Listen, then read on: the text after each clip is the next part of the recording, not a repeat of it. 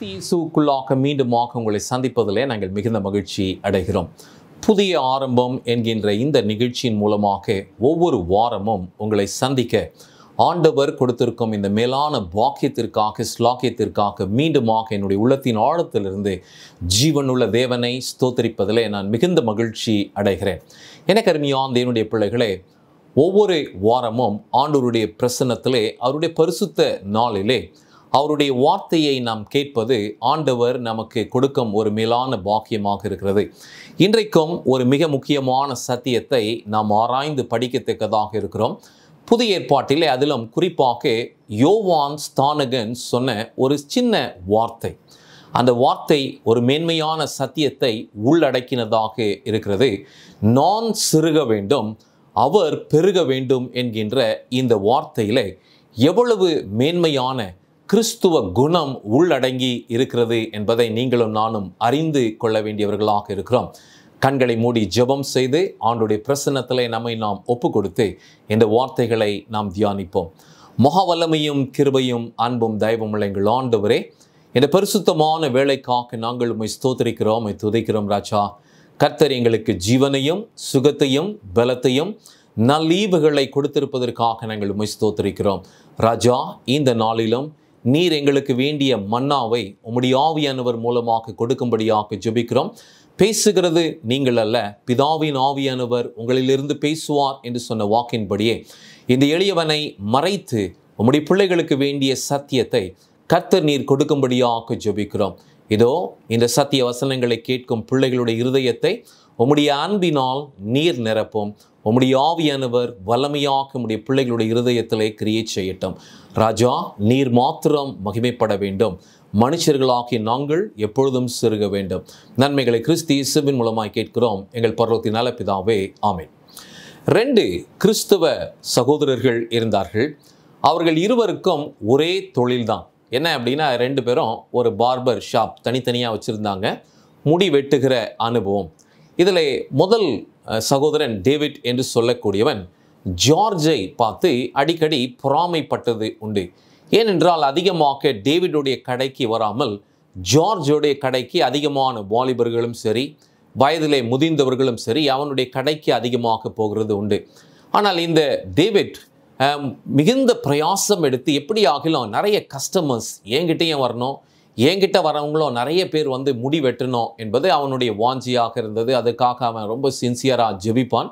அந்த தேவ மனுஷன் அவ்விதமாக ஜெபித்து ஒரு வாரம் அவர் என்ன பண்ணார்னா, எப்பவுமே சம்பாதிக்கிறதை விட அதிகமாக அவருக்கு அந்த வாரத்திலே சம்பாத்தியம் கிடைத்தது. இவரும் ஓய்வு நாளிலே தேவனுடைய ஆலயத்திற்கு போனார். கர்த்தரை தொழுது கொண்டு ஆலயத்திலே ஆராதனைகளை எல்லாம் முடித்துவிட்டு சற்று மத்தியானம் ஓய்வு நாள் பிற்பகலிலே அவர் யோசிக்க ஆரம்பித்தார். அந்த யோசனை என்னவாக இருந்தது என்றால், இதோ எப்பவுமே இல்லாத அளவிற்கு இந்த வாரத்தில் எனக்கு எப்படி இவ்வளவு பணம் கிடைத்தது, இவ்வளோ பணம் கிடைக்காத ஏன் அப்படின்னா, எனக்கு எதிரில் இருந்த என்னுடைய காம்படிட்டர் அதாவது ஜார்ஜ் அதிகமாக சம்பாதிக்கக்கூடியவன் என்ன என்று சொல்லி இவர் உட்கார்ந்து ஆராய்ந்து பார்த்தபொழுது அப்போ தான் இவருக்கு தெரிஞ்சிச்சு, ஒரு வாரம் ஜார்ஜ் ஏதோ ஒரு சூழ்நிலை நிமித்தமாக சரீர பலவீனத்தினால் அவனுடைய கடையை அவன் திறக்க முடியவில்லை, இதோ அவன் சுகவீனமாக இருந்தான் என்று சொல்லி டேவிட் கேள்விப்பட்டதும் இவனுடைய மனதிலே ஏவப்பட்டு இவருக்கு எப்பவுமே வர அந்த ஊதியத்தை காட்டிலும் அதிகமாக எக்ஸ்ட்ரா வந்துச்சு பார்த்தீங்களா, அந்த பணத்தை அவர் எடுத்துக்கொண்டு இந்த டேவிட் என்று சொல்லக்கூடிய தேவ மனுஷன் ஜார்ஜை சந்திக்க போனார். அவர் ஜார்ஜை சந்திக்க போன போது ஜார்ஜ் மிகவும் ஆச்சரியப்பட்டார். ஏன் அப்படின்னா, ஜார்ஜுக்கு தெரியும் இவர் ரொம்ப ஒரு பொறாமை நிலையிலே இருந்தவர். ஆனால் இன்றைக்கு நம்மை பார்க்க வந்திருக்கிறாரே என்று சொல்லி அவர் ஆச்சரியப்பட்ட பொழுது டேவிட் சொன்னார், ஜார்ஜ், நீ ஒரு வாரமாய் உன்னுடைய கடையை திறக்கவில்லை என்பது எனக்கு தெரியாது. அதே நேரத்தில் எனக்கு இந்த வாரத்தில் நிறைய கஸ்டமர்ஸ் வந்தாங்க, ஏன் வராங்க அப்படின்றது எனக்கு புரியல. ஆனால் ஆண்டவரை நான் தொழுது கொண்டு நான் திரும்பின பொழுது அப்பொழுதுதான் எனக்கு எப்பவுமே இல்லாத அளவிற்கு பணம் மிகுதியாக வந்திருக்கிறதே என்று யோசித்த பொழுது, நீ சுகவீனமாக இருக்கிறதை அறிந்து கொண்டேன், உனக்காக நான் ஜெபிக்க வந்தேன், இதோ இந்த பணத்தை நீ வைத்துக்கொள், இதோ எப்பவுமே வர அதை காட்டிலும் எனக்கு அதிகமாக வந்த இந்த தொகையை நீ வைத்துக்கொள், இது உனக்குரியது என்று சொல்லி இந்த தேவ மனுஷனாகிய தாவீது அந்த பணத்தை அவரிடத்திலே கொடுத்து ஜெபித்து சந்தோஷமாக திரும்பி வந்த ஒரு நிஜ அனுபவத்தை நான் வாசித்தேன். இன்றைக்கு ஏன் இதை நான் உங்களிடத்தில் சொல்லுகிறேன் என்றால், எனக்கு அருமையான தேவனுடைய பிள்ளைகளே, போட்டியும் பொறாமையும் நிறைந்த உலகத்திலே நாம் வாழ்ந்து கொண்டிருக்கிறோம். நாம் உண்மையான கிறிஸ்துவர்கள் என்றால் கிறிஸ்துவின் அன்பை வெளிப்படுத்துகிறது மிகவும் அவசியமாக இருக்கிறது. இங்கே பாருங்கள், ஒரு காலகட்டத்திலே இவர்கள் இருவரும் பொறாமை கொள்ளுகிறவர்களாக இருந்தார்கள், போட்டியோடு செயல்பட்டார்கள். ஆனால் ஒருவர் சுகவீனமாக இருக்கிறார், அவரால் முடியவில்லை என்று சொல்லும் பொழுது ஒருவரை ஒருவர் தாங்கக்கூடிய மனப்பக்குவத்தை ஆண்டவர் அவர்களுக்கு கொடுத்தாரே, இதை தாங்க ஆண்டவர் நமக்குள்ளாக உருவாக்குகிறார். ஆதாம் ஏவாளுக்கு முதல் 2 பிள்ளைகள் பிறந்தார்கள். ஆனால் அதிலே காயின் பொறாமை உள்ளவனாக இருந்தபடினால் தேவனுடைய ஆசீர்வாதத்தை இழந்தது மாத்திரம் இல்லாமல் இதோ அவன் பெருக வேண்டும் என்று ஆசித்தான், ஆனால் அவன் அதிகமாக பெருகவில்லை என்று பார்க்கிறோம். ஆனால் எனக்கு அருமையான தேவனுடைய பிள்ளைகளே, அநேக வேளைகளிலே யார் தங்களை தாழ்த்துகிறார்களோ நிச்சயமாகவே தேவன் அவர்களை உயர்த்துகிறார். இன்றைக்கு நாம் குறிப்பாக யோவான் 3ஆம் அதிகாரம் அதில் 30வது வாக்கியத்தை தான் நாம் தியானிக்கத்தக்கதாக இருக்கிறோம். இந்த வசனம் ரொம்ப குட்டியான வசனம். இதை யோவான் ஸ்நானகன் சொன்னார். இந்த வாக்கியத்தை அவர் எப்பொழுது சொன்னார் என்றால், இயேசு வருகிறதற்கு முன்பாக ஒரு 6 மாதம் முன்னதாகவே ஊழியத்தை துவங்கினவர் யாரு அப்படின்னா, இதோ இந்த யோவான் ஸ்நானகன் என்று பார்க்கிறோம். இந்த யோவான் ஸ்நானகன் கிறிஸ்துவனுடைய வருகையை முன் அறிவித்தவனாக எளிமையான ஒரு வஸ்திரத்தை அவன் உடுத்திக்கொண்டு கிறிஸ்துவின் வருகையை முன் அறிவித்தது மாத்திரம் இல்லாமல் மனம் திரும்புதலுக்கேற்ற ஒரு ஞானஸ்தானத்தை அவன் கொடுத்த பொழுது இதோ இந்த மனுஷனுடைய பேச்சு அநேகரை ஈர்த்தது. ஏன் அப்படின்னா, அவன் தேவ ஆவியினால் நிரப்பப்பட்டவன். இவனை குறித்து சொல்ல வேண்டுமே அப்படின்னா, John the baptised was a miracle boy. இவன் அவனுடைய தகப்பனுக்கு அல்லது தாய்க்கு எப்பொழுது பிறந்தான் என்றால், அவர்கள் மிகவும் வயது சென்றவர்களாக இனி பிள்ளை பெறாது என்கின்ற ஒரு சூழ்நிலைக்கு வந்தபோது அப்பொழுதுதான் ஆண்டவர் இதோ யோவான் ஸ்நானகனை அவருடைய பெற்றோருக்கு கட்டளையிட்டார் என்று பார்க்கிறோம். அவருடைய தகப்பனார் இதோ ஆச்சரியப்பட்டு இந்த வாக்கியம் தூதனால் அறிவிக்கப்பட்ட பொழுது அவர் நம்பாதது நிமித்தமாக இந்த குழந்தை பிறக்க மட்டுமாய் அவர் ஊமையாக இருந்து பிற்பாடு இந்த குழந்தை ஆண் பிள்ளை பிறந்ததும் அவனுக்கு யோவான் ஸ்நானகன் என்று பெயரிட வேண்டும் என்று சொல்லி அவர் பேசின அனுபவத்தை வேதாகமத்திலே நாம் வாசிக்கிறோம். அப்படி என்றால் இந்த யோவான் யார் என்றால், தேவனால் இந்த உலகத்திற்கு கொடுக்கப்பட்ட ஒரு அற்புத குழந்தை. இவர் ஒரு அற்புத குழந்தையாக இருந்தது மாத்திரம் இல்லாமல் இஸ்ரவேலிலே அநேக தீர்க்கதரிசிகள் இதற்கு முன்பாக இருந்தாலும் இந்த தீர்க்கதரிசியை ஆண்டவர் எழுப்பின பொழுது இவன் நிச்சயமாகவே யோவான் இதோ ஆண்டவரால் பரிசு பெற்ற அல்லது விசேஷித்த வரம் பெற்ற ஒரு தேவனுடைய தீர்க்கதரிசி என்று சொல்லலாம். அப்படிப்பட்ட ஒரு மேன்மையான ஊழியத்தை யோவான் ஸ்நானகன் அவர்கள் செய்து வந்தார். ஏன் அப்படின்னா, அவருடைய பிரசங்கம் வல்லமை நிறைந்ததாக இருந்தது. அநேகருடைய இருதயத்தை தேவன் வசமாய் திருப்பக்கூடியதாக இருந்தது. தேவன் வல்லமையாக அவரை கொண்டு கிரியேட் செய்தார் என்று பார்க்கிறோம். அதில் குறிப்பாக யோவான் ஸ்நானகனுடைய செய்தி ஒன்று தான். அது என்ன அப்படின்னா, மேசியா வரப்போகிறார், அவர் வரும் காலம் சமீபித்திருக்கிறது, அவர் வந்தாயிற்று, அவரே அந்த ஆட்டுக்குட்டியானவர், உலகத்தின் பாவங்களை சுமந்து தீர்க்கிறவர் இவர்தான் என்று சொன்ன பொழுது இங்கே தான் வித்தியாசமாக காரியம் நடந்தது. அது என்ன அப்படின்னா, இதுக்கு முன்னாடி யோவானோடு இருந்த சீஷர்கள் எல்லாம் மேசியாவை கண்டறிந்ததும் இவரே உலகத்தின் இரட்சகர் என்று தெரிந்து கொண்டதும் இவருடைய சீஷர்களில் அநேகர் யார் பின்னாக போனார்கள் என்றால், இரட்சகராகிய இயேசு கிறிஸ்துவுக்கு பின்னதாக போனார்கள். அப்பொழுதுதான் யோவானுடைய சீஷர்கள்லாம் வந்து, யோவானே, இது என்ன இந்த செயல்? வித்தியாசமாக இருக்கிறது. இதற்கு முன்பாக உமக்குத்தான் அதிகமான சீடர்கள் இருந்தார்கள், ஆனால் இப்பொழுது நம்மோடு இருந்த சீடர்கள் அதிகமாக நம்மிடத்தில் காணப்படவில்லை, எல்லாரும் கிறிஸ்துவுக்கு பின்னாக போயிருக்கிறார்கள் என்று சொன்னபோது சந்தோஷத்தோடு மன நிறைவோடு யோவான் சொன்ன வார்த்தை தாங்க இது. அந்த வார்த்தை என்ன என்றால், அவர் பெருகவும் நான் சிறுகவும் வேண்டும் என்று சொல்லுகிற வார்த்தை. நிறைய நேரத்தில் இந்த உலகத்தில் நம்மளை காட்டிலும் யாராவது ஒருத்தங்க உயர்ந்துட்டாங்க அப்படின்னா நமக்கு மனவேதனையாக இருக்குது.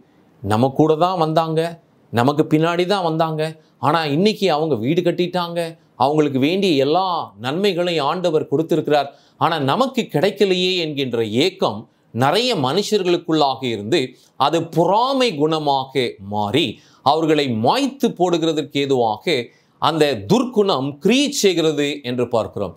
ஆனால் யோவானோ தேவனுடைய ஆவியினால் நிரப்பப்பட்டவனாக இருந்தபடினால் என் தேவன் மகிமைப்பட வேண்டும், அவர் பெருக வேண்டும், நான் சிறுக வேண்டும் என்கின்ற அந்த விசுவாசம் அவனுக்குள்ளாக இருந்தது. ஆம், எனக்கு அருமையான தேவனுடைய பிள்ளைகளே, நம்மில் எத்தனை பேர் உண்மையாகவே இதோ நம்முடைய தேவனாகிய கர்த்தர் மகிமைப்பட வேண்டும், எனக்குள்ளாக இருக்கும் இந்த சுயம் சாக வேண்டும் என்று சொல்லி பிரயாசப்படுகிறோம். அதை யோவான் தன்னுடைய ஊழியத்தில் நம்மால் பார்க்க முடிந்தது. அதை யோவான் 3ஆம் அதிகாரம் 29வது வசனத்தில் யோவான் ஸ்நானகன் சொல்லும் பொழுது என்ன அழகா சொல்றாரு பாருங்கள். மணவாட்டியை உடையவனே மணவாளன், மணவாளனுடைய தோழனே அருகே நின்று. அப்படின்னா இவர் சந்தோஷமா சொல்றார். அதை எப்படி சொல்றாரு அப்படின்னா, இதோ மணவாளனாகிய கிறிஸ்து இந்த பூமிக்கு வந்துவிட்டார், அவருடைய அருகாமையிலே நான் நிற்கிறதற்கு ஏதுவான ஒரு பெரிய பாக்கியத்தை எனக்கு ஆண்டவர் கொடுத்திருக்கிறாரே, இதோ இயேசுவின் வருகைக்காகவும் மேசியாவை பார்க்க வேண்டும் என்று சொல்லி பழைய ஏற்பாட்டிலே முன்னுரைத்த தீர்க்கதரிசிகள் எல்லாம் தங்களுடைய காலத்திலே மேசியா வரமாட்டாரோ என்று சொல்லி ஆசித்தார்கள். ஆனால் இங்கே யோவானுக்கு ஆண்டவர் கொடுத்த வரத்தின்படியே அல்லது அவனுக்கு கொடுத்த பாக்கியத்தின்படியே இதோ அவன் மேசியாவை கண்டறிந்தது மாத்திரமல்லாமல் அவரோட கூட நின்று ஊழியம் செய்கிறதற்கு ஏதுவான அந்த வாக்கியத்தை தொடர்ந்து இந்த வாக்கியத்தில் சொல்லும் பொழுது என்ன அழகா சொல்றாரு பாருங்கள். அவருடைய சொல்லை கேட்கிறவனாய் மணவாளனுடைய சத்தத்தை குறித்து மிகவும் சந்தோஷப்படுகிறேன். இவரே ஒரு வல்லமையான பிரசங்கி. யோவான் ஸ்நானகனுடைய பிரசங்கத்தை கேட்டு அநேகர் மனம் திரும்பி தேவனுடைய ராஜ்யத்திலே சேர்க்கப்பட்டார்கள் என்பதை புதிய ஏற்பாட்டிலே நாம் வாசிக்கிறோம். ஆனால் இந்த ஒரு தீர்க்கதரிசி இயேசுவின் சத்தத்தை கேட்டதும் இவன் மிகுந்த சந்தோஷம் அடைந்து கர்த்தருக்குள்ளாக களி கூறின அனுபவத்தை அந்த வசனத்தை முடிக்கும் பொழுது இந்த பகுதி எனக்கு ரொம்ப பிடிச்சிருக்கு. என்ன அழகா சொல்றாரு பாருங்கள். இந்த சந்தோஷம் இப்பொழுது எனக்கு சம்பூரணமாயிற்று.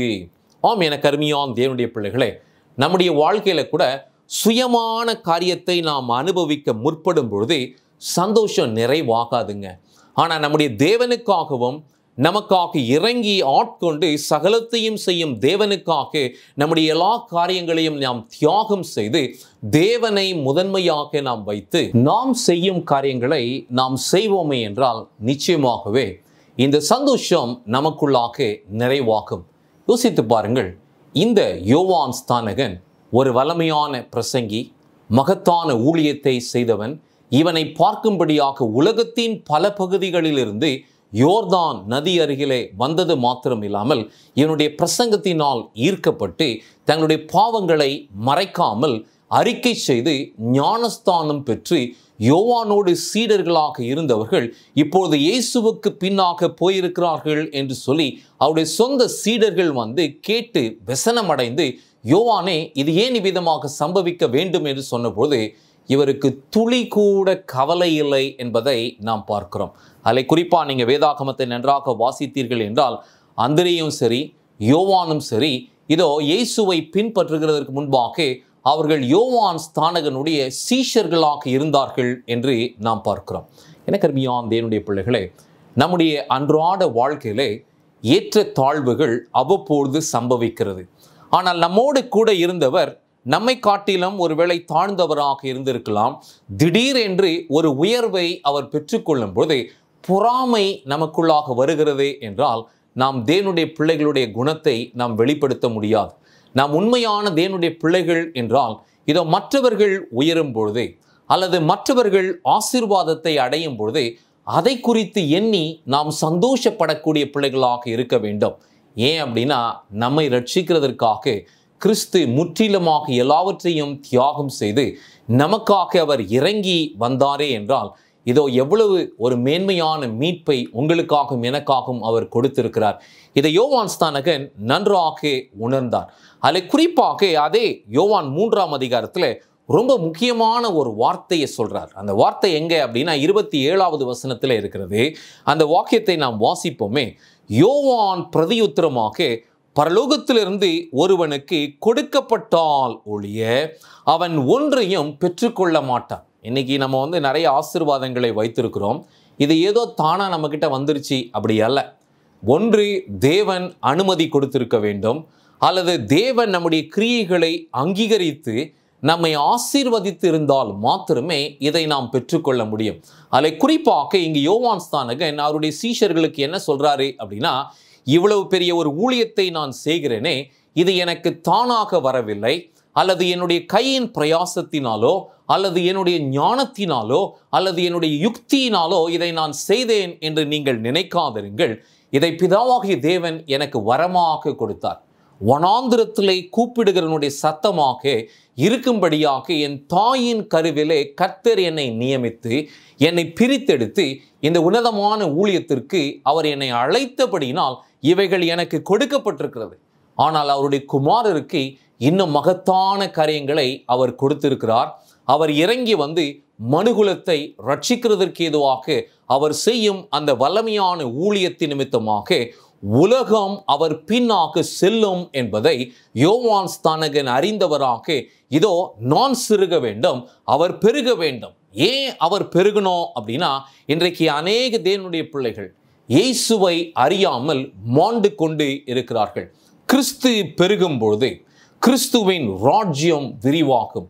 அவருடைய தேவ தூதர்கள் இறங்கி வந்து இதோ கிறிஸ்துவின் மேன்மையான ரட்சிப்பை நம் மூலமாக அவருடைய ஆவியானவரை கொண்டு அறிவிக்கிறதற்கு ஏதுவாக ஆண்டவர் வல்லமையான காரியங்களை செய்வார் என்று சொல்லி நீங்களும் நானும் நம்பிக்கையாக இருக்கிறோம். நிச்சயமாகவே என கருமையான தேவனுடைய பிள்ளைகளே, இந்த வார்த்தையை நீங்களும் நானும் விசுவாசிக்க வேண்டும். நிறைய நேரத்தில் ஊழியம் செய்யும்போது கூட சரி, சக ஊழியக்காரர்களாக இருக்கலாம், அல்லது நீங்கள் வேலை செய்யும் ஸ்தலத்தில் உங்களோடு கூட வேலை செய்கிறவர்கள் யாராக இருந்தாலும் ஒரு பதவி உயர்வு வருகிறது, அல்லது ஏதோ ஒரு விதத்தில் ஆண்டவர் அவர்களை உயர்த்துகிறார் என்றால் நிச்சயமாகவே தேவன் அதை அவர்களுக்கு கொடுத்தால் ஒழிய தானாய் ஒருவனும் பெற்றுக்கொள்ளுகிறது இல்லை. இந்த வாக்கியத்திலே அவர் சொல்லும் பொழுது, பரலோகத்திலிருந்து ஒருவனுக்கு கொடுக்கப்பட்டால் ஒழிய அவன் ஒன்றையும் பெற்றுக்கொள்ள மாட்டான். இதே ஒரு வார்த்தையை தான் கிறிஸ்து பிலாத்துவினிடத்திலும் சொல்வார். பிலாத்து சொல்வான், இதோ உம்மை விடுவிக்கவும், இதோ உம்மை கொலை செய்கிறதற்கு ஏதுவான அதிகாரம் என்னிடத்தில் இருக்கிறது என்று சொன்னபோது, பரலோகத்திலிருந்து ஒருவனுக்கு கொடுக்கப்பட்டால் ஒழிய ஒருவனும் தானாய் அதை பெற்றுக்கொள்ளான் என்று பார்க்கிறோம்.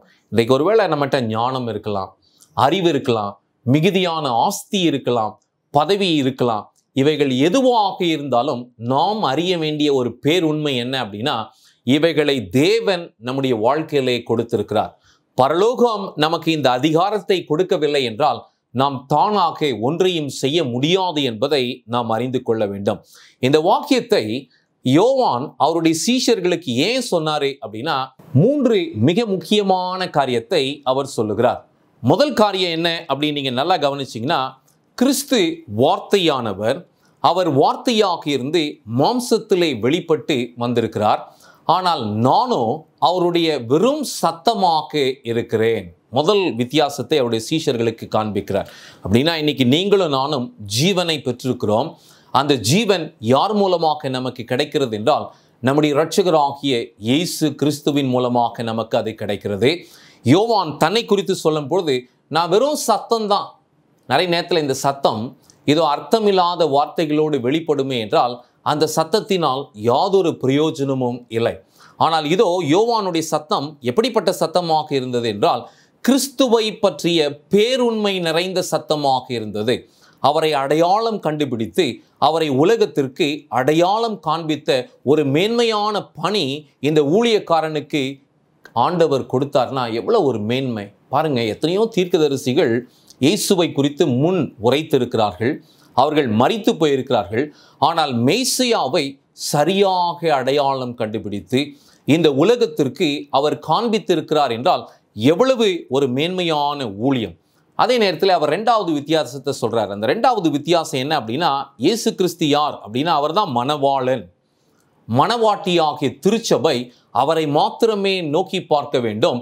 யோவான் ஸ்நானகனை போல ஒரு பெரிய தீர்க்கதரிசி இருந்தாலும் கிறிஸ்துவுக்கு முன்பாக ஒன்றும் இல்லை என்பதை இவர் இங்கே அழகாக காண்பிக்கிறார். இதோ கிறிஸ்து மணவாளனாக இருக்கிறார். இவர் சொல்றாரு, மணவாளனுக்கு அருகாமையிலே நான் ஒரு தோழனாக நிற்கிறேன். I am just the best man என்று சொல்லுகிறார். பாருங்கள் எவ்வளவாக தன்னை தாழ்த்தினார். இப்படிப்பட்ட ஒரு மனப்பக்குவம் தேவனுடைய பிள்ளைகளாகிய நமக்கு வரணும். இன்னைக்கு நிறைய நேரத்தில் ஊழியக்காரங்களை கவனிக்கும் பொழுதும் சரி, ஒரு எளிமையான ஒரு இதில் அப்படி வருவாங்க. வந்ததுக்கப்புறம் அவங்களுடைய ஊழியத்தில் ஆண்டவர் ஆசீர்வாதங்களை கொடுக்கும்போது எளிதாக அவர் மறந்து போய் விடுகிறார்கள். மூன்றாவது மிக முக்கியமான விஷயத்தை சொல்றாரு. அது என்ன அப்படின்னா, கிறிஸ்துதான் அந்த ஒளி. போய் எல்லாரும் கேட்குறாங்க, நீர்தான் அந்த மேசியாவோ, நீர்தான் அந்த வெளிச்சமோ என்று கேட்கும்போது இல்லை, அந்த வெளிச்சத்தை குறித்து சாட்சி கொடுக்க வந்தவன் நான். ஆனால் அந்த நிஜமான வெளிச்சம் யார் என்றால் இரட்சகராகிய இயேசு கிறிஸ்து. இதில் என்ன நம்ம கற்றுக்கொள்கிறோம் அப்படின்னா, ப்ராப்பர் ஆட்டிடியூட் என்று சொல்வார்கள். இந்த ஆட்டிடியூட் என்பது வேற ஒன்றும் இல்லை, நாம் மற்றவர்களோடு எப்படி நடந்து கொள்ளுகிறோம், மனமேட்டிமையாய் நடந்து கொள்ளுகிறோமா, பொறாமையோடு நாம் நடந்து கொள்ளுகிறோமா, அல்லது மனத்தாழ்மையாக யோவான் ஸ்நானகனை போல என்னுடைய நண்பர்கள் பெருக வேண்டும், நான் சிறுக வேண்டும் என்கின்ற எண்ணம் நமக்குள்ளாக வருகிறதா? ஒரு சபை இருந்தது. அந்த சபைக்கு 2 போதகர்களை ஒவ்வொரு வாரம் விட்டு விட்டு அழைத்தார்கள். முதல் ஓய்வு நாளிலே முதல் பிரசங்கியார் அழைக்கப்பட்டிருந்தார். அவர் வந்து ஆண்டவருடைய வார்த்தையை வல்லமையாக பிரசங்கித்தார். அவர் பிரசங்கித்த தலைப்பும் என்ன அப்படின்னா நரகம். அவர் வந்து வல்லமையாக நரகத்தை குறித்து பிரசங்கிச்சுட்டு அவர் போயிட்டார். 2வது ஓய்வு நாள் வந்தது. புதிய இன்னொரு பிரசங்கியை அழைத்திருந்தார்கள். அவரும் வந்தார். அவருக்கு கொடுக்கப்பட்ட தலைப்பும் என்ன அப்படின்னா நரகம்தான். நரகத்தை குறித்து இந்த தேவ மனுஷனும் வல்லமையாக பேசினார். இவர்கள் 2 பேரும் போன பிறகு அந்த சபையிலே ஒரு ஓட்டெடுப்பு நடந்தது. இவர்கள் இருவரிலே உங்களுக்கு யார் போதகராக வேண்டும் என்று சொல்லி சபையாரிடத்திலே ஓட்டுக்கு விட்டபோது அந்த சபையார் எல்லாரும் ஏகமாய் யாருக்கு ஓட்டு போட்டாங்க அப்படின்னா, முதல் வந்தவருக்கு இல்லை, 2வது வந்த தேவ மனுஷனுக்கு ஓட்டை போட்டாங்க. இப்போ அந்த சபையாரிடத்துல கூப்பிட்டு கேள்வியை கேட்டார்கள். என்ன கேள்வி அப்படின்னா, ஏன் நீங்கள் அந்த முதல் ஊழியக்காரனை புறக்கணித்தீர்கள், 2வது ஊழியக்காரனை நீங்கள் ஏற்றுக்கொண்டீர்கள் என்று கேள்வி வைத்தபோது அவங்க எல்லாரும் சொன்னாங்க, முதல் ஊழியக்காரர் எப்படி பிரசங்கம் பண்ணார்னா, நாங்கள் எல்லாம் நரகத்துக்கு போனோம், நரகத்துக்கு போகிறது சந்தோஷம் போல அவர் பேசினார். ஆனால் 2வது வந்த ஊழியக்காரன் அதே தலைப்பு தான், ஆனால் மிகுந்த பாரத்தோடு அவன் பேசினான். இதோ நாம் அதில் போகாதபடிக்கு கர்த்தர் நம்மை ரட்சிக்க வேண்டும் என்று சொல்லி மிகுதியான பாரத்துடன் ஆத்ம தாகத்துடன் அவர் பேசினது எங்களுக்கு மனதுருக்கமாக இருந்தது. 2 பேரும் ஒரே பிரசங்கத்தை செய்திருந்தாலும் அவர்கள் பேசின விதம் அவ்விதமாக இருந்தது. இதை ஏன் நான் சொல்கிறேன் அப்படின்னா, யோவான் எவ்விதமாக மனத்தாழ்மையாய் பிரசங்கித்தாரோ அதே போல கிறிஸ்துவும் பிரசங்கித்தார். கிறிஸ்துவின் ஆவியானவர் யோவானுக்குள்ளாக இருந்தது நிமித்தமாய் ஒரு வல்லமையான ஊழியத்தை ஆண்டவர் நிறைவேற்றினார் என்று பார்க்கிறோம். ஆம், எனக்கு அருமையான தேவனுடைய பிள்ளைகளே, யோவான் ஸ்நானகனைப் போல நீங்களும் நானும் சொல்ல வேண்டும், நான் சிறுக வேண்டும், அவர் பெருக வேண்டும். இப்படி நாம் வாழ்வோமே என்றால் கர்த்தர் நம்மையும் நம்முடைய குடும்பத்தையும் ஆசீர்வதிப்பார். மீண்டுமாக அடுத்த வாரம் உங்களை சந்திக்கும் வரை தேவன் உங்களோடு கூட இருப்பாராக. ஆமென்.